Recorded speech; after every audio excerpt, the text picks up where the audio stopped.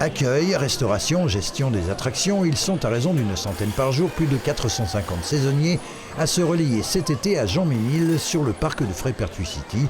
Rodés sur plusieurs postes, ils le sont souvent moins sur un autre manège, leurs droits. Bon, on est venu ici pour travailler, pour gagner de l'argent et puis rendre service à l'entreprise.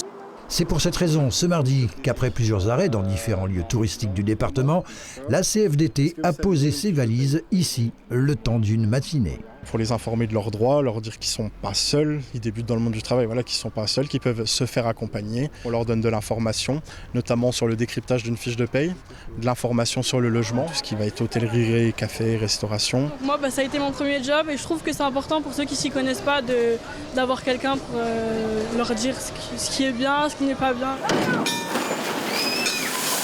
Et avec la canicule qui s'est invitée ces jours derniers, les employeurs doivent aussi veiller au bien-être de leurs salariés. Le devoir, c'est déjà qu'ils se sentent bien, des chaleurs comme ça, pas oublier l'eau, les vaporisateurs, les tournées d'eau. On a des ventilateurs à certains postes et après dans la journée on change de manège pour être à l'ombre ou au soleil. Mais qui dit droit, dit aussi devoir. Je leur ai quand même demandé qu'il était bien de dire les droits, mais aussi bien de rappeler les devoirs. On voit depuis l'après-Covid, c'est assez compliqué. Les jours comme aujourd'hui, on a à 15 déjà depuis ce matin qu'on envoyé des SMS pour dire je ne viendrai pas aujourd'hui. Ça arrive à 3h du matin, 4h du matin.